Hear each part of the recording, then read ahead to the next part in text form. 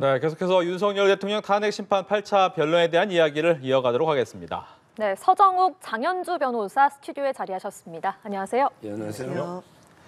네, 8차 변론 두 번째 증인 김봉식 전 서울경찰청장의 신문이 이어지고 있는데 국회 봉쇄한 부분 그리고 나서는 정치인 체포 지시 받은 적이 있느냐라는 부분에 대한 대답이 오고 가고 있습니다. 어떻게 들으셨는지요? 세 가지인데요. 그 국회의원들 출입을 막은 적이 없다. 그다음에 그 체포 정치인 지시 받은 게 없다. 그다음에 끌어내라고 한 적이 없다. 이런 이제 정언을 하고 있거든요. 실제 그날 한번 생각해 보세요. 그날 한동훈 대표하고요. 18명의 의원이 어디로 들어갔습니까? 다 이게 제가 알기로 이게 그냥 적법하게 문으로 들어갔을 겁니다. 네. 그다음에 추경호 원내대표가 안 들어간 거는 이게 경찰이 막아서 이게 안 들어간 게 아니에요. 모여가지고 이게 회의를 하고 좀 상황 파악한다고 좀 늦게 들어가려고 했잖아요. 따라서 이제 이거 전혀 국회의원들 출입을 봉쇄 막은 적이 없다. 출입을 허용했는데 끌어낸다는 건 이게 어불성설이죠. 끌어내라고 이게 받은 적도 없다. 저는 이번에 가장 황당한 게 체포 홍장훈 메모도 이게 오늘 탄핵됐지만 가장 황당한 게 체포입니다. 예를 들어 이제 이재명, 우원식, 한동훈 이런 사람들에게 체포해가지고 장소도 이게 어딘지 몰라 수방사 비원 벙커 하다가 이게 안 돼가 또 다른 데 알아보고 막 이랬잖아요. 한 장소에. 그런 사람들에게 한 장소에 체포가 가둬놓으면요. 밀란납니다. 국민들이 가만히 있겠냐고요. 따라서 이게 불가능한 이야기잖아요. 저는 홍장원 메모부터 이게 체포 프레임이 잘못 넣었고요. 이러다 보니까 이게 탄핵 내각까지 갔거든요. 네. 이 세 가지는 전혀 없었다는 걸 밝혀준 정언이에요. 예. 글쎄요, 뭐 김봉식 경찰청장 같은 경우에도 지금 현재 기소가 돼 있는 상황이죠. 아시다시피 본인도 형사재판에서 내란 혐의에 대한 중요 임무 종사자 혐의로 지금 재판을 받아야 되고 또 관련된 수사도 받고 있는 상황이기 때문에 관련돼서 아마 대통령의 탄핵 심판 절차에서도 본인에게 불리한 증언들이라든지 이런 부분들에 대해서는 좀 꺼려지거나 어려운 부분들이 있을 수 있겠다라고 저는 개인적으로 생각도 합니다. 그렇기 때문에 지금 김봉식 청장의 여러 가지 진술들 그중에서도 특히 저는 그 A4 용지 문건에 대해서는 계속 인정을 하고 있거든요. 특히나 이제 이 부분을 김용현 전 장관으로부터 당시 A4 용지 문건을 받았고 그 문건 내용에는 뭐 22시 그러니까 이제 밤 10시에 국회 이런 부분들이 적혀 있었고 뭐 MBC라든지 뭐 여론조사기관인 꽃 이런 게 적혀 있었는데 이런 부분 같은 경우에는 시간대별로 뭐 계엄군이 출동하거나 보내지는 장소로 인식을 했다라는 취지의 증언들이 나오고 있습니다. 그렇다고 한다면 뭐 정치인들에 대한 체포 지시가 대통령으로부터 있었는지 없었는지 사실 이 부분도 중요한 쟁점이겠지만 중요한 것은 계엄 당시에 헌법기관이라고 할 수 있는 국회라든지 또는 뭐 언론사라든지 뭐 선관이라든지 이런 부분에 계엄 군인을 보냈는지 여부도 굉장히 중요한 쟁점 중에 하나이거든요. 그런데 오늘 김봉식 청장이 이야기하는 증언하는 부분 중에는 A4 문건에는 22시에 국회라는 부분이 적혀 있었다라는 점을 다시 한번 인정했다라는 점은 눈여겨볼 지점이라고 생각합니다. 그러니까 김봉식 청장이 말씀드린 것처럼 본인도 본인의 형사재판을 받고 있는 상황임에도 다시 한번 이런 문건에 대해서 확인을 해줬다라는 것은 이 자체로도 굉장히 신빙성이 높다라고 생각이 들고요. 대통령으로부터 직접적으로 뭐 정치인에 대한 체포 지시가 없었다라고 하더라도 그 부분과 관련해서는 또 다른 사람들, 특히 이제 군 사령관들이나 또 관련된 종사자들의 진술도 함께 있는 부분들이 있기 때문에 그런 부분으로도 재판관들을 또 설득하거나 또 입증될 수 있는 부분이 있다고 보입니다. A4 용지 어떻게 봐야 됩니까? 무슨 게 그 A4 용지 그게 뭐 대통령이 체포나 이런 지시 전혀 근거가 되는 문서입니까? 저는 이게 무슨 A4 용지를 말합니까 지금? 네. 그 앞에서 내용을 이게 잘 모른다잖아 자기도. 처음에 모른다고 했고 예. 두 번째는 그 원래 지시사항과 좀 다른 형식이어서 내용이 잘 기억이 나지 않는다. 그러니까요. 네. 정말 이게 내용도 기억 안 나는 A4가 이게 무슨 결정적인 뭐 증거가 되는 겁니까? 그렇게 제가 되묻고 싶고요. 지금 그때 상황을 이게 국민들이 다 봤지 않습니까? 아마 우원식 의장은 이게 가장 낮은 곳으로 담을 뭐 넘어왔다고 하는데요. 실제 오늘 정언을 보면 이게 1차, 2차 봉쇄에 국회의원들에게 못 들어가게 막은 적이 없어요. 거기 다 들어갔다니까 190명이에요. 그다음에 추경호 원내대표가 안 들어간 건 이게 막아서 못 들어간 게 아니에요. 다 들어갔잖아요. 그다음에 끄집어낸 적이 전혀 없어요. 팩트가. 저는 가장 황당한 게 아까도 말했지만 이게 그 체포 있잖아요. 이 체포를 경찰이 하는 것도 아니고 이게 국정원은 터무니없고요. 경찰도 이게 계엄 때는 체포를 안 해요. 체포를 굳이 한다면 이게 군인이 합니다. 방첩사에서. 그래서 이게 뭐냐면 정확한 워딩은요. 이름은 거론된 것 같아요. 근데 워딩이 뭐냐? 동향 파악. 김용현 장관이 인정했잖아요. 이렇게 계엄되다 보면 중요 인물들이 어떻게 움직이는 동향을 파악해야 되잖아요. 네. 그래서 이게 위치 동향 파악을 이게 할 수는 있어요. 근데 이게 갑자기 어느 순간에 위치 추적으로 바뀌다가 추적이 갑자기 체포로 바뀌는 거예요. 이게 말이 과장된 거예요. 따라서 저는 처음부터 이게 어떻게 그러니까 한 장소에 장소도 준비한 데가 수방사에서 뭐 비원 벙커 갔다가 저리 경찰대 갔다가 왔다 갔다 한다잖아요. 따라서 이게 그럼 치밀하게 구금 장소가 있어야 되고 거물급에서는 한 방에 30명을 어떻게 그렇게 가다놨습니까? 아니 한동훈하고 이재명을 한 군데 체포해가 가다놨는 게 말이 됩니까? 하루짜리? 그 군인은 말이 되느냐고요. 따라서 이게 터무니없는 프레임이 홍장원부터 나오고 그다음에 조지호 청장도 아마 이게 위치 동향을 체포로 오해했는지 모르겠는데 이 2명밖에 없어요. 그래서부터 이게 오염된 거예요. 결국 국회에는 다 들어간 거 아니냐? 글쎄요. 일단은 정치인 체포 지시 부분과 그리고 국회 뭐 군인이나 경찰을 보낸 부분 좀 구별해서 봐야겠다라는 저는 생각은 들거든요. 그러니까 정치인에 대해서 대통령이 체포 지시가 있었는지 이 자체는 굉장히 큰 쟁점인 건 분명합니다. 그런데 이 부분 같은 경우에는 지금 관련자들의 뭐 탄핵 심판에 나와서의 증언이 엇갈리는 것 아니냐라는 부분에 대한 뭐 이야기들은 나오고 있는 것 같은데 이것과는 별도로 국회 당시에 계엄군을 대통령이 보냈거나 또는 경찰의 인력을 보내서 그 보낸 목적 자체가 국헌 문란의 목적. 그러니까 국회의 기능을 마비시키려고 했다라는 부분들이 인정된다라고 한다면 형사 재판에서도 내란 혐의가 인정될 가능성이 높아진다라고 보이고요. 이것과는 별도로 지금은 탄핵 심판 중이기 때문에 결국 대통령이 비상계엄을 선포하고 관련해서 국회의 기능을 제한하려고 했다라고 한다면 이것 자체가 위헌적인 조치가 됩니다.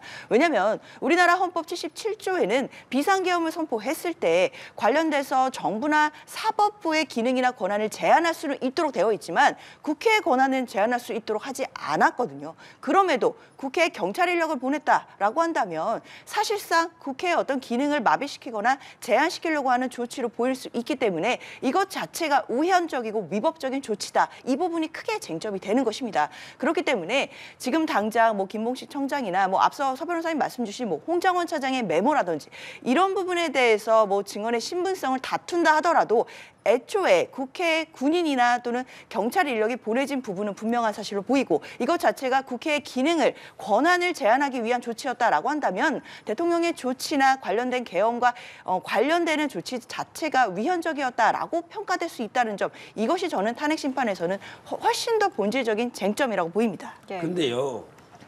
계엄이 우리나라 한 16번 있었거든요. 계엄할 때마다 이게 경찰과 군인이 국회를 갑니다. 국회를 이게 봉쇄해가지고 국회의원들 뭐 결의 막기 위해서 가는 게 아니고요. 그날 한번 방송을 보세요. 유튜브나. 그날 이렇게 계엄 선포하니까 우리나라도 이게 좌파 우파가 있잖아요. 우리 광주에 우리 민주운동 때 보면 시민들이 나간다고요. 그날 계엄 선포하니까 아마 제 생각에 그 민주당 지지하는 분들도 한 10,000명 가까이 우르르 가요. 왜? 그 사람들이 갈 데가 없잖아. 국회 가서 우리가 계엄을 해제해야 되겠다. 그럼 10,000명이 와요. 근데 우리 그 신의 한 수나 또 정가원 목사 측에는 야 계엄 잘했다. 드디어 국외 결단이 되면서 또 한 10,000명이 간다고요. 이 대충돌로 이게 엄청난 유혈 사태가 날 수 있는 거예요. 이걸 누가 막아요? 국회 경비가 막아요? 그러면 이게 군인과 경찰이 가서 질서 유지를 해야 된다고. 그러면서 이게 일반 시민들 떼놔야 돼요. 밖에 막 엄청난 국민들이 모여 있잖아요. 유혈 사태 난다니까. 그래서 국회의원들이 출입식에서 표기를 하게 했잖아요. 제 말은 이게 그러면 군인과 경찰이 국회 안 가면 그 몇만 명이 국회에서 대치하고 있는데 질서는 누가 유지합니까? 한번 보십시오. 왜 갔는지. 예. 글쎄요. 저는 이 부분에 대해서 짧게만 반박을 드리자면 대통령의 12.3 비상계엄 자체가 불법한 것이었고 이 비상계엄 사태로 인해서 질서가 혼란되고 그리고 국정이 혼란해졌다고 저는 생각합니다. 그런데 비상계엄이 선포되고 국민들이 몰릴까 봐 군인을 보냈다라는 부분을 납득하실 국민들 별로 계시지 않을 거라고 저는 생각이 들고요. 애초에 불법한 비상계엄이 선포되지 않았다라고 한다면 국민들이 그 야심한 시각에 국회로 달려갈 일도 애초에 없었을 것이기 때문에 저는 이런 주장은 법리적으로는 의미가 없다라고 생각합니다. 예, 알겠습니다. 일단 김봉식 서울청장은 이제 국회 질서 유지를 위해서 갔다 이렇게 증언을 하고 있는 상황이고 지금 추가된 속보에 따르면요. 윤석열 대통령 측은 비상계엄으로 수사받는 상황이 억울하지 않나라고 질문을 했고 이에 김 전 청장은 급박한 상황에서 체계적인 대처를 하지 못해 아쉽다 이런 취지로 답변을 한 걸로 알려졌습니다. 그리고 현재는 국회 측이 질문을 하고 있습니다. 김봉식 청장 증인신문과 관련한 내용은 들어오는 대로 또 전해드리도록 하고요. 저희는 오늘 첫 증인이었던 조태영 국정원장 신문도 좀 짚어보도록 하겠습니다. 먼저 홍장원 전 차장이 작성한 메모에 대한 얘기가 정말 많았습니다. 메모가 몇 가지냐, 뭐 메모 작성 당시에 어디에 있었냐, 누가 어떻게 썼냐 이런 부분들 어떻게 들으셨습니까? 이제 뭐 원래 그 홍장원 위정이요 하나하나게 드러납니다. 이래서 이게 정의신문을 해봐야 되는 거예요. 홍장원 이분이 뭐라고 했습니까? 그때 국정원장 원장 관사 앞에 공터에서 이제 그 너무 급하게 전화 오니까 서서 선 상태에서 수첩에다가 막 자기도 모나를 흘려 썼다가 그다음에 바로 보좌관한테 주가지고 깨끗하게 정서를 했다. 그리고 보좌관이 쓴 거에다가 자기가 가피를 왼손으로 가피를 했다. 그게 이제 방첩사나 뭐 축차 근거하고 그다음에 구금 요청 근거 요청 이렇게 이야기했잖아요. 요게 새빨간하게 거짓말 위정으로 드러난 거예요. CCTV가 있잖아요. 국정원이 어떤 시설입니까? CCTV를 보니까 그 밤에 관사 공터 앞에 있었던 게 11시 6분이거든요. 그 시간대에 전후해서 전부 이게 청사 내부에 있었다는 거 아닙니까? 왜 이런 거짓말 하죠? CCTV가 있는데 CCTV가 거짓말 할까요? 저는 아마 이게 대통령 측에서는 음주 상태였다고 주장하잖아요. 아마 이게 그 청사에서 음주나 다른 거 하다가 뭐 문제될 것 같으니까 이게 관사에 나 서서 적었다 이렇게 거짓말 했는지 모르겠는데 하여튼 장소나 이게 전부 안 맞고요. 그 다음에 메모가 네 가지가 있다는 거예요. 처음에 가져온 게 수첩, 그래서 수첩에 적은 걸 찢을 이유가 없잖아요. 이게 말이 안 되잖아요. 저는 홍장원 딱 진술부터 딱 거짓말이다. 이게 첫눈에 우리는 알잖아요. 딱 들어보면 왜 수첩에 적은 걸 찢어가지고 국에 버린다는 게 본인이 뭐 범죄자도 아니고 굳이 수첩을 찢어 버릴 이유가 없잖아요. 만약 메모했다면. 그때부터 이게 저는 거짓말로 딱 단정했지만 지금 오늘 드러난 게 메모가 4개라는 거예요. 뭐냐면 이게 처음 가져온 게 포스트잇이야. 수첩도 아닌가 봐. 포스트잇 사각형. 이걸 가져와서 보좌관이 그날 깨끗하게 정서를 해주고요. 그런데 문제는 그 다음날 4일날 그 다음날 오후에 또 와서 기억나는 대로 한번 적어보라 했다는 거예요. 기억나는 대로. 그랬더니 보좌관은 이게 기억을 되살려서 파란 펜으로 이게 이름만 적었고 동그라미도 없고 밑에 글씨도 없어 이름만 적어줬다는 거예요. 그러니까 이제 그걸 가지고 다시 누가 가필했는지는 모르겠어요. 홍장원이 왼손을 했는지 아니면 다른 사람이 했는지 또 가필한 메모. 그러니까 처음에 포스트잇 하나, 그다음에 보좌관이 당일날 해준 거 하나, 그 다음날 오후에 만드는 거 하나, 그다음에 가필이 된 거 하나. 이 4개인데 이 원본도 어딘지 모르겠어요. 왜? 검찰에도 사본 냈대요. 복사해가 내면 이게 모르거든요. 감정도 안 되고. 헌재도 또 이게 수사기록이 불법으로 이게 등본 가져갔으니까 원본이 국회도 안 들고 있다고 물어봤잖아요. 정의재판관이. 제 말은 이게 원본은 어디 갔으며 복사 이게 4가지가 버전이 있다. 그런데 본인은 2개라 했잖아요. 이거만 해도 이게 그 내용을 전혀 믿을 수 없는 확실한 저는 증거라 봐요. 예, 실제로 이 메모와 관련해서는 홍정원 차장의 진술과 일치하지 않는 부분이 있었습니다. 어떻게 들으셨습니까? 아무래도 이제 홍정원 전 차장의 어떤 증언의 신빙성을 흔드는 그런 부분에 또 또 어떻게 보면 주력을 해서 관련된 국정원장의 진술들이 있었다라고 봐야 될 것 같은데요. 특히나 이제 그날 홍정원 전 차장의 입장에서는 상당히 긴박하고 그리고 예상할 수 없는 그런 전화를 받은 것 아니겠습니까? 그렇기 때문에 관련해서 뭐 메모를 작성할 시간이라든지 이런 부분에 대해서는 착오가 있을 수 있겠다라는 생각은 듭니다. 아마 이 부분은 저는 뭐 수사기관이라든지 뭐 관련된 기관에서 홍장원 전 차장의 어떤 진술이라든지 이런 부분들을 또 교차 검증하다 보다 보면 사실 누가 진실을 말하고 있고 누가 거짓을 말하는지 금방 판명이 날 일이라고 생각을 합니다. 특히 뭐 메모를 작성했다라고 했던 시간에 CCTV를 확인했더니 그 내부에 있었다라는 것인데 이 작성 시간 같은 경우에는 홍장원 차장이 뭐 개인적으로 그 시간을 착각했거나 또 혼동했을 가능성도 있는 것이기 때문에 이런 부분을 좀 더 확인해 볼 필요가 있겠다라는 생각이 들고요. 그리고 이 메모에 대해서 메모 자체가 이제 증거력이 없다, 신빙성이 없다라는 주장이 계속해서 나오는데 저는 이 형식이 메모라는 점에 집중해 본다라고 한다면 이해가 되는 측면이 있다고 보입니다.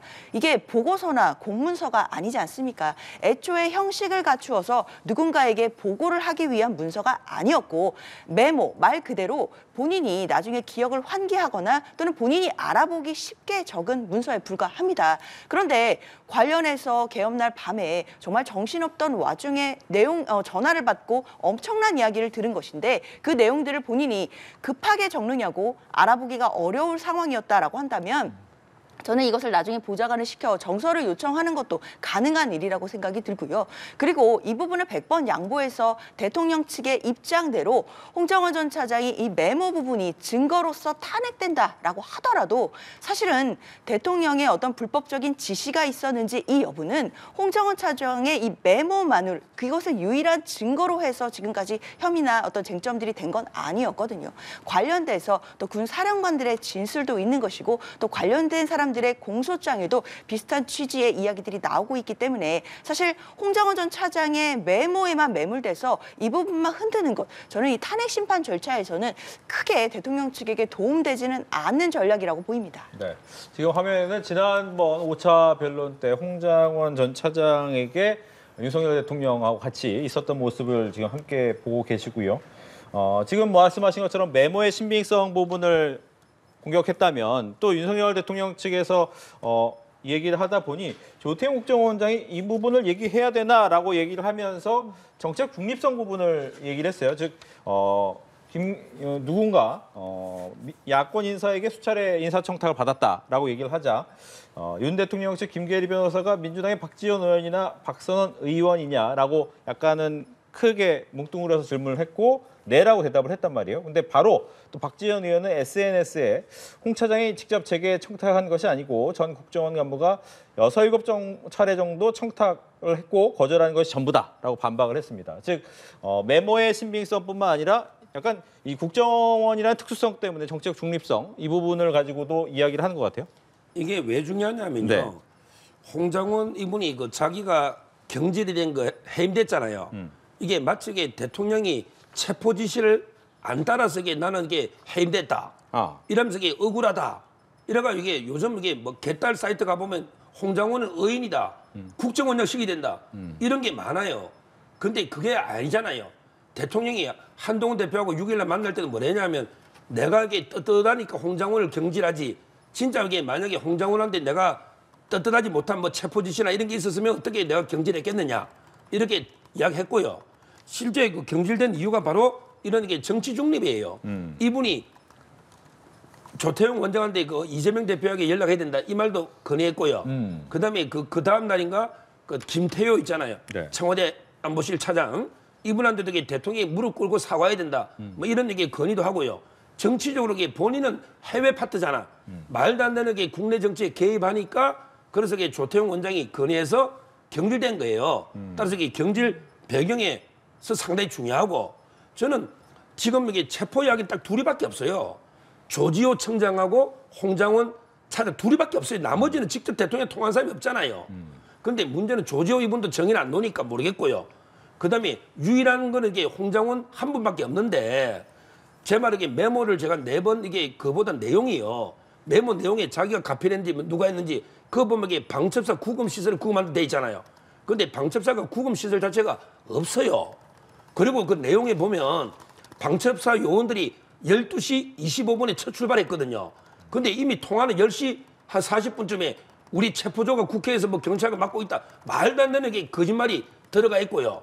그다음에 여인영 사령관 이야기하면 위치 동향 파악 정도인데 갈로 속에 위치 추적과 하면서 검거 요청이라고 돼 있잖아요. 네. 근데 검거를 할 조직이 아무도 없대. 제가 국정원 다 물어봤어요. 인원이 없대요. 잠시만요. 지금 화면을 한번 설명을 해드리면 조금 전이었습니다. 조성현 수도방위 사령부 제1경비단장이 헌법재판소로 들어오는 모습을 보여드리고 있는데 지금 세 번째 오늘 증인으로 오늘 참석을 하게 되고요.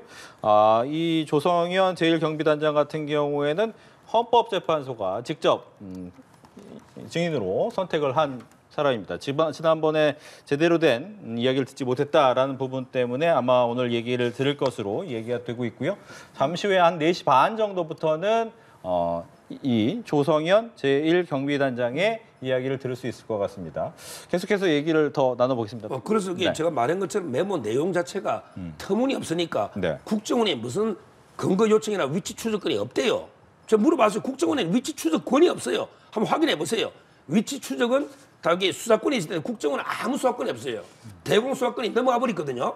따라서 이게 위치 추적도 말이 안 되고 검거 인원이나 요청도 없어요.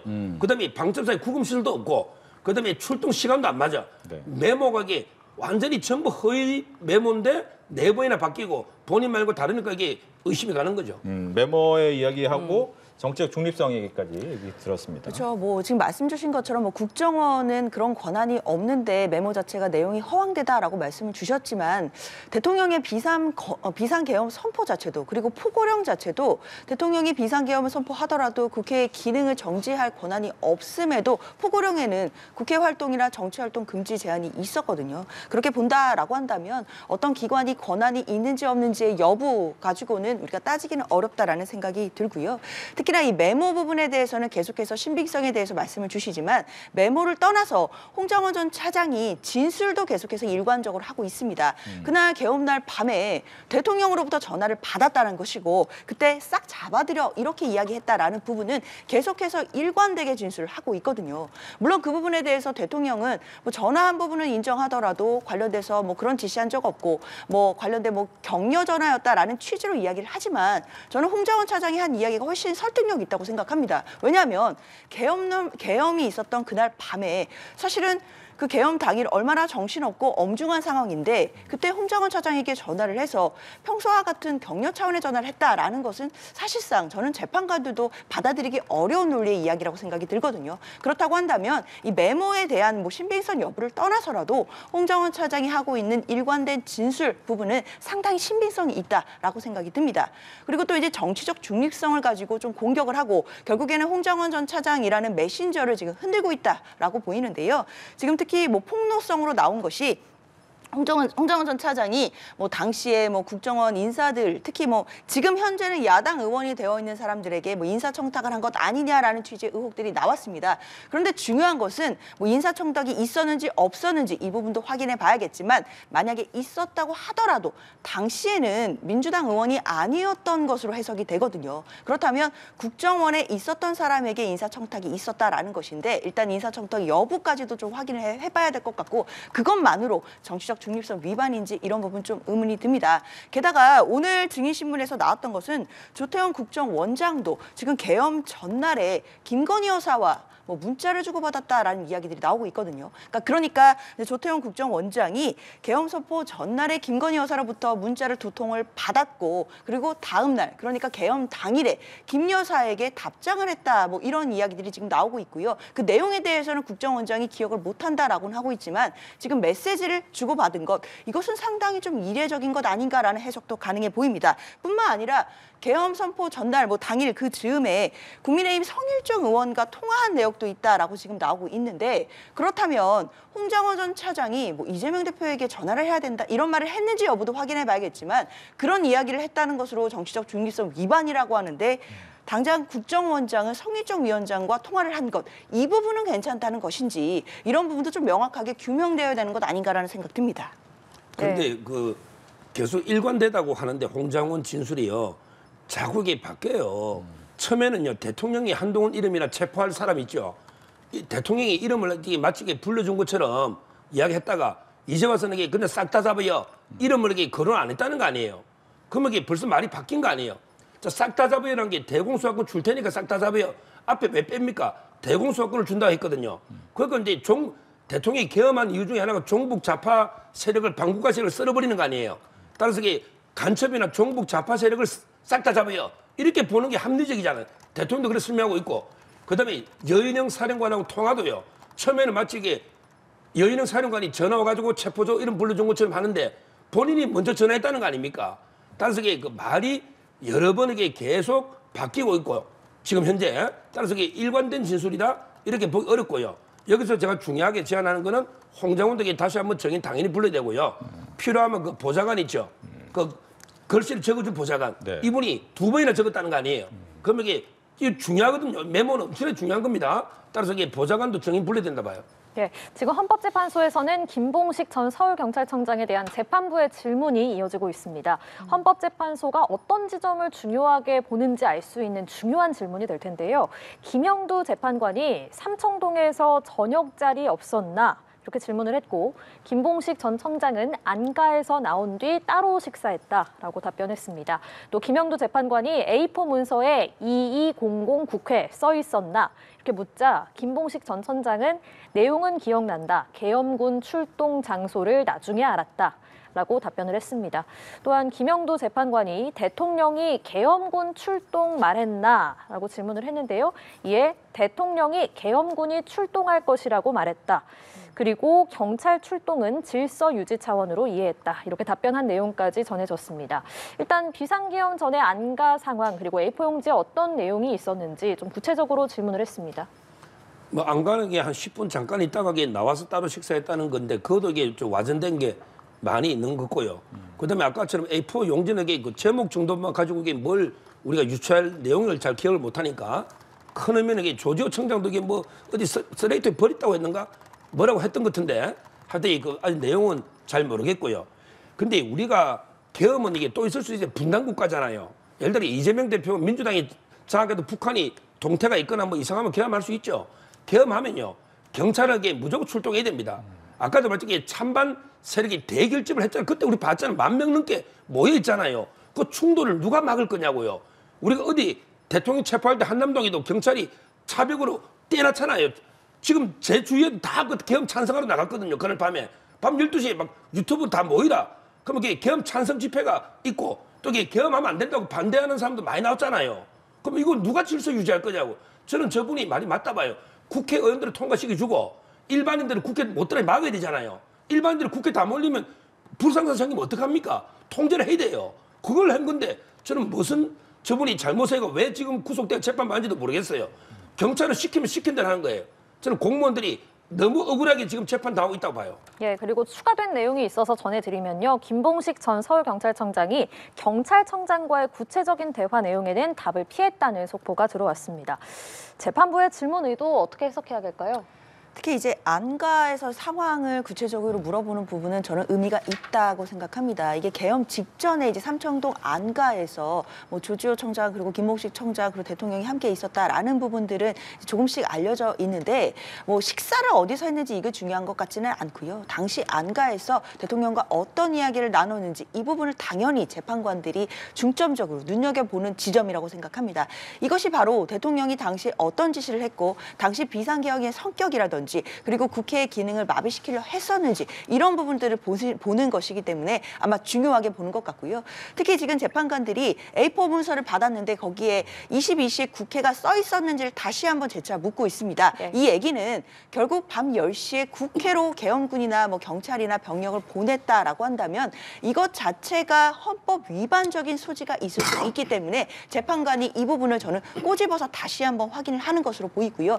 특히 지금 김봉식 청장도 내용 자체가 지금 기억난다라고 하고 있기 때문에 이 부분에 대한 것, 특히 이 A4 용지의 문서에 들어있었던 내용들에 대해서 이 부분을 또 대통령이 알고 있었다라고 한다면 재판관들 입장에서 보기에는 비상계엄을 선포하고 대통령이 국회 병력이나 또는 경찰 병력을 보낸 것, 이것 자체가 헌법 위반이 아니겠느냐 이 부분을 중점적으로 판단할 것으로 그렇게 예상이 됩니다. 네, 지금 나온 이야기는 또 이제 김영두 재판관이 이진우 사령관이 국회 출동을 알렸느냐라고 했을 때 연락을 받았다. 대통령이 말한 계엄군 출동으로 이해했다라는 이야기까지 들어오고 있습니다.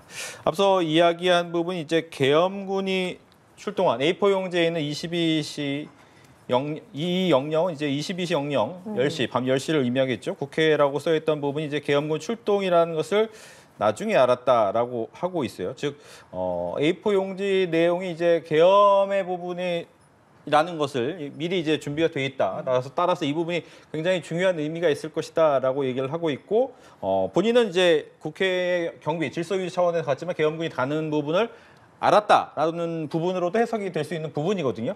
이건 어떻게 봐야 됩니까? 그거는 이제 알 수 있죠. 당연히 뭐 계엄 대통령이 계엄하는 게 뭐 잘못 아니잖아요. 계엄하고 그다음에 계엄군이 뭐 간다. 뭐 저는 그걸 알았다 해서 큰 의미는 없다 봐요. 이것 때문에 아까도 말했지만 저는 저분이 진짜 억울하게 구속돼 있다고 보거든요. 왜 그러냐면 한번 생각해 보세요. 우리 헌법에 대통령의 계엄권이 있잖아요. 그럼 대통령이 발동하면 형식 요건이 맞으면 이게 그 밑에 사람들이 실질적으로 계엄 요건이 충족된지 안 된지를 각자가 판단하면요. 이거는 이게 완전히 군 체계 무너지는 거예요. 우리 분단 국가에 지금 정보는 대통령실이 제일 많잖아요. 북한군이 바로 핵무기 버튼 누르기 직전이다. 대통령이 시급하게 그때는 국무회의도 열 필요 없어요. 그냥 계엄 선포하면 돼요. 북한 핵 버튼 누르기 직전이다. 그러면 이게 군인들이 일사불란하게 움직이게 돼요. 나중에 가서 뭐 이게 잘잘못은 국회에서 해제하면 해제하더라도 일단 군인들은 출동해야 돼요. 그다음에 경찰도 질서를 가야 되잖아요. 저는 왜 군인들과 경찰들에게 구속이가 잡아놨는지 이분들이 대통령의 의도가 국헌 물량인지 아니면 이게 다른 의도인지 이분들이 그걸 판단할 권한도 없을 뿐더러 판단할 이유도 없고 능력도 없는 거예요. 정보력은 대통령실이 더 많이 있는 거잖아요. 어떤 이유로 이게 가라면 가는 게 군의 체계상 맞지 않습니까? 따라서 저는 뭐 그 A4 그런 게 큰 의미는 없다 보고 네. 왜 이분들이 이렇게 구금돼가 고초를 겪는지 저는 도저히 이해가 안 돼요. 지금 들어온 얘기는 또 하나가 있습니다. 계엄군이 국회에 못 들어가고 있다는 연락도 받았다라고 얘기를 하고 있어요. 즉 계엄군이 출동한 부분에 대해서는 이해를 하고 거기에 대해서도 알고 있었는데 들어가지 못했다는 부분까지 얘기를 들었다. 이 얘기까지 나왔습니다. 그렇죠. 일단 지금 김봉식 청장은 두 가지를 좀 구별해서 이야기를 하는 것 같습니다. 그러니까 이제 대통령이 이제 계엄군에 관련된 부분, 특히 이제 계엄군이 국회에 들어온 부분에 대해서는 뭐 어느 정도는 인정을 하고 있는 것 같은데, 그런데 이제 경찰력이 국회에 간 것은 그것은 국회 봉쇄 차원이 아니라 이제 질서 유지의 차원이었다라고 좀 구별해서 이야기를 하는 것 같거든요. 아무래도 계엄군 관련된 부분들은 이제 본인의 관할이 아니다 보니까 이 부분에 대해서는 좀 말을 아끼는 부분도 있을 수 있겠다라는 생각은 드는데요. 중요한 것은 지금 김영구 재판관이 물어보는 부분, 대통령이 계엄군 출동을 말했는지 여부는 상당히 중요한 의미가 있는 날카로운 질문이라고 생각을 합니다. 이 부분은 왜냐하면 대통령이 그러니까 계엄군 출동을 이야기를 했다라고 한다면 결국 국회에 계엄군을 보낸 것이 대통령일 수 있다라는 부분을 추단할 수 있는 부분이거든요. 그리고 김봉식 청장도 대통령이 계엄군도 출동할 것이다라고 말을 했다라고 한다면 결국 이 모든 지시의 정점에 대통령이 있는 것 아니겠느냐라는 합리적인 추단이 당연히 나올 수밖에 없습니다. 따라서 국회에 계엄군이 들어간 것 자체, 그 계엄군이 보내진 것 자체가 사실 헌법 위반일 수 있겠다라는 생각을 해본다라고 한다면 저는 이 재판관들의 질문이 상당히 날카로운 질문이라고 생각이 들고요. 지금 뭐 앞서서 서 변호사님은 뭐 북한의 군사 위협이 있으면 당연히 뭐 비상계엄 할 수도 있는 거 아니냐라고 말씀 주셨는데 그 말은 맞을 수 있겠지만 12월 3일에는 북한이 군사적인 위협을 하고 있는 상황이 아니었죠. 당시에는 헌법상의 요건인 전시 기타 사변 이에 준하는 국가 비상사태가 아니었습니다. 아니었다라고 보시는 국민들이 훨씬 많음에도 대통령이 불법적인 비상계엄을 선포한 것이고 국회에 계엄군까지 출동을 시킨 상황이기 때문에 재판관들로서도 대통령이 계엄군 출동을 말을 했는지 이 부분에 대해서 저는 집요하게 날카롭게 묻고 있는 것이라고 생각합니다. 제 두 가지만 말씀드리면 대통령이요 국회 계엄군 보낸 거 하고 선관위에 보낸 거 인정하고 있잖아요. 선관위 검증하러 이게 계엄군 내가 보냈다. 국회도 이게 부사관 위주로 비무장으로 이게 가서 내가 보냈다. 대통령이 다 인정하고 있는 사실인데 이게 뭐가 날카로운 질문이에요? 당연한 거 아닙니까? 대통령이 국회 계엄군 보낸 걸 부정한 적이 있습니까? 당당하게 국회 폐악지를 국민에게 경고하기 위해서 보냈다고 인정하잖아요. 저는 이게 너무나 당연한 이야기고요. 자, 그다음에 이 국가 비상사태 있잖아요. 네. 이걸 이게 제 말에 이게 판단할 수는 있고 생각마다 틀리고 그래서 우리 국회도 해제 요구할 수 있는데 제 말에 이게 경찰이나 군인이 일일이 그걸 다 판단해가 자기 스스로 판단해서 안 따르면 이게 국가 비상 체계가요. 제 말에 이게 대통령실이 가장 정보가 북한 정보 제일 많잖아요. 그래서 대통령이 진짜 북한이 침략 완전히 6.25 직전이다. 이래가 계엄을 선포했는데 밑에 사람은 정보가 약하잖아요. 근데 밑에 특전사령관이 내 정보에 하면 북한이 움직임이 없는데요. 나 계엄 못 따르겠습니다. 이러면 국가 기강이 어떻게 되느냐. 이걸 제가 지적하죠. 이게 판단을 밑에 사람들이 다 개별적으로 해버리면요. 군의 지휘체가 어떻게 되느냐. 그죠. 일단 따르고 뭐 완전히 뭐 사람을 총으로 다 쏘아가 죽이라 이런 건 못 따르죠. 그건 명백한 불법이잖아. 그게 아니고 이게 어떤 상황인지 모르니까 일단은 출동을 했잖아요. 그다음에 국회에서 해제하려다가 해제했잖아요. 이걸 가지고 왜 군인들을 저는 잡아냈냐 이 말이에요. 네, 제가 조금만 말씀을 드리자면 사실 헌법 77조의 비상계엄 선포에 대한 실질적인 요건과 절차적 요건이 규정이 돼 있거든요. 굉장히 엄격하게 규정되어 있습니다. 지금 이 탄핵 심판에서 가장 중요한 쟁점은 결국 12월 3일에 대통령이 선포한 비상계엄이 헌법 위반인지 여부입니다. 실질적 요건을 지켰는지 그리고 절차적 요건을 준수했는지 이걸 보는 건데요. 지금 서 변호사님 말씀대로 대통령이 국회에 당시에 뭐 폐악질을 알리기 위해 계엄군을 보냈다든지 아니면 부정선거 음모를 그런 의혹들을 확인하기 위해 선관위에 계엄군을 보냈다든지 이런 주장들이 그대로 인정된다라고 한다면 저는 그 자체가 이 비상계엄이 위헌이라는 것을 자인하거나 자백하는 진술이라고 저는 생각합니다. 왜냐하면 헌법 77조에 따르면 뭐 국회 폐악질을 알리기 위해 또는 부정선거 음모를 확인하기 위해 비상계엄을 선포할 수 있다라는 실질적인 요건이 없습니다. 그럼 애초에 대통령이 국회에 비상계엄을 선포하고 그리고 국회나 선관위에 군인을 보낸 것 자체가 헌법상의 요건을 위반한 것, 즉 위헌적인 조치였다라는 것을 인정하는 것이 됩니다. 그렇기 때문에 저는 재판부가 이 부분, 결국 대통령의 12.3 비상계엄이 위헌인지 여부를 확인하기 위한 그런 재판부이기 때문에 이 부분에 대해서 다시 한번 확인하는 중요한 질문을 하고 있다고 생각합니다. 네, 조금 전 들어온 속보를 전해드리면요. 윤석열 대통령 측이 오늘 변론기일에도 불출석 사유서를 제출한 조지호 경찰청장을 증인으로 다시 신청을 했습니다. 대통령 측이 오늘 한덕수 총리, 홍장원 전 국정원 1차장 등을 증인으로 다시 신청했는데 건강상 이유로 불출석한 조지호 경찰청장도 다시 증인으로 신청을 한 겁니다. 어떤 배경으로 봐야겠습니까? 지금 이제 그 대통령한테 좀 불리하게 약간 정언한 분이 홍장원, 그다음에 곽종건 특전사, 그다음에 조지호 청장이에요. 이분이 계속 그 여인영 사령관한테 뭐 전화를 2번 받아서 체포 명단을 처음에 그 한 15명 했다가 두 번째 전화 와서 또 한동훈도 추가요. 이랬다는 거예요. 이렇게 그다음에 대통령하고도 한 6번 체포계획 싹 다 끌어내 뭐 이런 식으로 했다고 검찰 조서에 기재가 돼 있거든요. 그런데 문제는 이게 수사 서류는 이게 그냥 한마디로 이게 증거에서는 쓰레기거든요. 당사자가 동의 안 하면 이게 쓸 수가 없는 게 2020년에 법도 바뀌었고요. 저는 탄핵 재판도 형사재판만큼 중요한 재판이기 때문에 형사소송법이 원칙은 준용돼요. 뭐 헌법 탄핵 재판의 본질에 반하지 않는 한 준용돼 있는데 아니 증거법칙이 굳이 적용을 따로 해야 될 이유는 없어요. 제가 보기에 헌법재판에서 증명력이 낮은 서류 가지고 꼭 해야 된다는 이유는 없어요. 저는 대통령을 파면하는 게 중요한 재판을 봐요. 우리 형사재판보다 더 중요하다 봐요. 저는 증거법칙이 적용돼야 된다 이렇게 보고 있거든요. 그런데 조지호 진술조서를 그냥 이것만 가지고 재판에 이용해버리면 대통령이 반대신문권이나 이게 안 되잖아요. 따라서 다시 부르는 건 맞고 이분이 그 혈액암 2기인가 투병 중이에요. 그래서 보석 나왔거든요. 근데 재판은 나가야 돼요. 보석 중이라도 이게 재판 가야 되거든요. 재판이 못할 정도로 그 정도 질환이 아니다 말이에요. 우리 형소법 314조에 사망했거나 질병이나 국외 거주 이런 예외적인 경우에 전문법칙에 예외가 있어요. 그럴 때는 이게 그냥 서류로 할 수가 있는데 그 질병이라는 거는 아예 그냥 의사 판단을 못하거나 도저히 법정에 못 나올 이 정도의 질병이라야 되는데 조지호 이분은 본인 재판도 계속 나가고 있잖아요. 그러기에 저도 혈액암 투병 우리 전효고 의원도 방송도 하고 어디 다 나갑니다. 이 정도면 충분히 헌재 넣을 수가 있어요. 그리고 본인도 이게 못 나가겠다는 게 아니고 연기를 해달라 그랬어요. 그러면 이 중요한 정의는 연기해달라면 이게 뭐 재판이 뭐 급합니까? 좀 연기해서 다음에 놓으면 되잖아요. 근데 이걸 나를 안 잡는 거예요. 저는 이거부터 헌재가 말도 안 된다 이 생각하고 있었는데 아마 이게 이번에 신청했으니까 헌재에서 잡겠죠. 이렇게 중요한 결정적인 정의를 좀 이게 연기를 해달라는 거예요. 못 나간다는 것도 아니고. 근데 그걸 연기해서 잡아주면 되잖아요. 뭐 때문에 급합니까? 재판이? 저는 반드시 해야 된다 봐요. 예, 조지호 경찰청장도 다시 증인으로 신청한 부분 어떻게 바라보고 계십니까? 그렇죠. 지금 조지호 증인 같은 경우에는 사실상 건강상의 이유로 지금 나오지 못하는 상황인데 그렇기 때문에 다시 뭐 신청을 했고 이 부분은 이제 재판관들이 판단할 일이라고 생각이 들어요.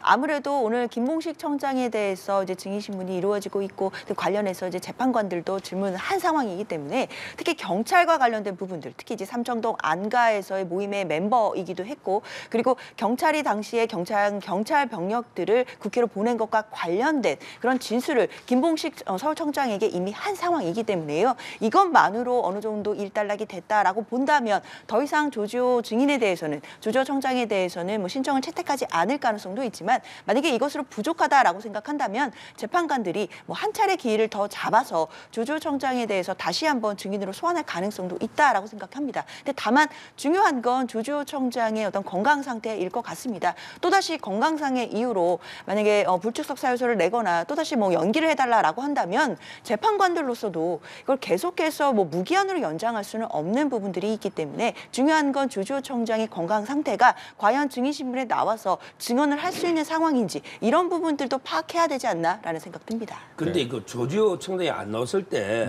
그 조서를 갖다가 증거로 안 쓰는 게 원칙이란 말이에요. 안 쓰면 저도 안 넣어도 돼요. 그럼 대통령한테 불리한 증언이 없잖아요. 근데 안 넣는데 그 검찰이나 경찰의 조서를 가지고 대통령한테 불리하게 사실 인정을 하면 안 된다. 이 말을 하는 거고요. 저 김봉식 청장도 12번 조사받았다는 거 아니에요. 조지호 이분들에게 조사를 많이 받았을 거예요. 어떻게 현직 경찰 넘버 1, 2인데 그 국수본에서 그냥 긴급 체포해버렸잖아요. 그것도 좀 특이하죠. 국수본에서 하극상도 아니고 긴급 체포를 했다니까요. 그러니까 제 말은 그때 이후에 조사를 여러 번 받았잖아요. 네. 이 말은 건강 상태가 조사를 여러 번 받을 수 있고 재판도 여러 번 했잖아요. 이 정도라는 거 아닙니까? 근데 현재만 못 놓을 건강 상태가 아니다. 그러니까 이게 반드시 불러야 된다. 안 놓으면 정구를 안 쓰면 부를 필요 없죠. 알겠습니다. 지금 김봉식 증인 신문이 종료가 되고 잠시 뒤 4시 5분부터 세 번째 증인에 대해서 즉 조성현 수도방위 사령부 제1경비단장의 신문이 이어질 예정이고요. 직전엔 윤석열 대통령이 마지막 발언을 했습니다. 그 내용을 좀 살펴보면 이 계엄 당일 김용현 장관이 국회 경비 지원을 건의했다. 그리고 A4 용지에는 국회 외곽에 경찰 배치를 그렸다. 그리고 서울경찰청장은 책임을 다했기 때문에 칭찬을 받아야 한다라는 이야기가 가장 핵심적인 내용, 마지막 발언이었습니다. 즉, 이 계엄군이 간 것은 간 거지만 경찰을 통해서 경비를 지원해야 된다는 것도 국방부 장관, 당시 국방부 장관인 김용현 장관이 건의를 했고 그 용지에 그 경찰 배치를 그렸다라는 내용을 이야기했어요. 먼저 얘기 듣겠습니다. 그렇죠. 뭐 대통령 측에서는 일단 경찰 병력이 그 국회를 봉쇄하기 위한 것이 아니라 경비, 그러니까 질서 유지의 측면에서 간 거다. 뭐 그런 지시였다라는 취지의 이야기로 들리긴 합니다. 그러나 이제 관련돼서는 좀 더 뭐 다른 사람들의 진술도 맞춰봐야 될 부분들이 있을 것 같다라는 생각이 들고요. 그냥 김봉식 청장의 뭐 혼자만의 진술을 가지고 뭐 재판관들이 판단하지는 않을 겁니다. 관련된 뭐 증언들 그리고 또 이제 검찰 조서들을 또 받아본 상황이기 때문에 관련된 사람들이 어떻게 수사 단계에서 진술을 했는지 이런 부분들과 그리고 대통령의 진술이 일치하는지도 저는 살펴볼 거라고 생각이 들고요. 그리고 김용현 전 장관이 경비를 지원하는 것을 건의를 했고 뭐 그걸 받아들였다라는 취지로 읽히기는 하는데 그렇다면 당시에 경찰의 경비력이 필요할 만큼 혼란한 상황을 예상했다는 것은 아닌가라는 개인적으로도 추측도 가능해 보입니다. 그렇다면 당시에 국회에 계엄군을 보내고 당시에 많은 혼란이 있을 수 있겠다라는 것을 예상했다라는 것인데 그렇다면 계엄군을 보내서 사실상 국회의 어떤 기능을 마비하려거나 또는 국회의 기능을 정지하려고 하는 그런 목적이나 시도가 있었다고 볼 수는 있지 않을지 뭐 이런 부분에 대해서도 저는 재판관들이 뭐 면밀하게 이 진술의 의미에 대해서 살펴볼 것으로 생각합니다. 추가 질문을 드리면 앞서서 이제 검찰 조서 부분에 있어서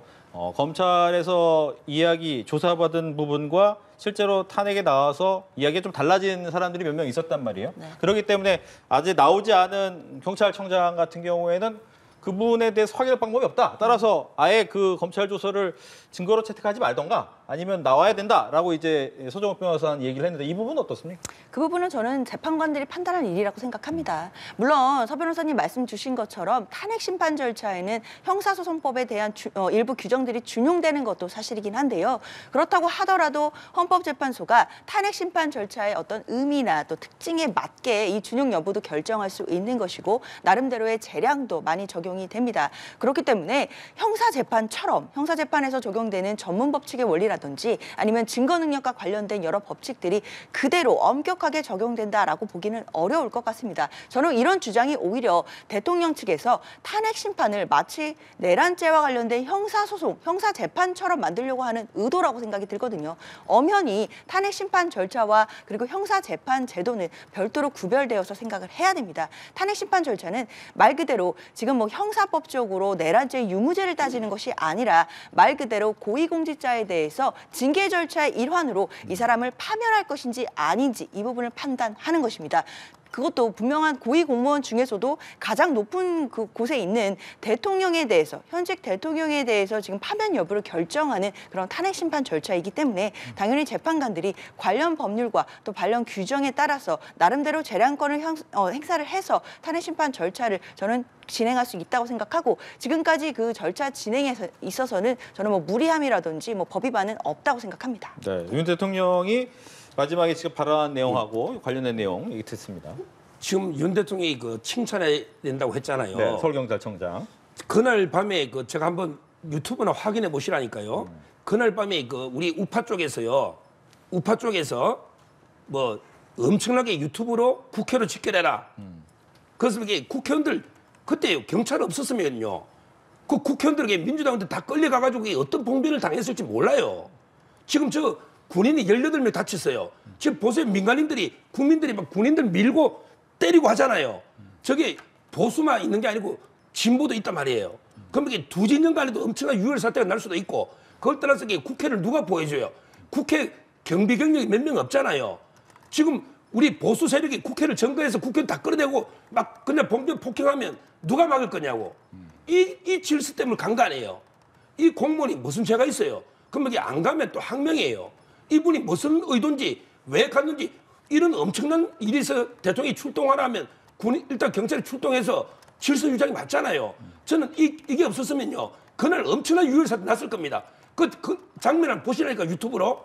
그때 보수 쪽에서 제가 알기로 한 10,000명 이상이 갔어요. 국회에 다 끌어냈을 거예요. 군인들 없었으면 오히려 진짜 그건 10,000명이 끌어냅니다. 숫자가 흥분한 시민들이 막 계엄 찬성 반대로 이게 몸싸움하고 지금 난리잖아요. 제 말은 이게 그러니까 대통령이 잘해서 질서유지를 잘했다, 칭찬했다 이 뜻입니다.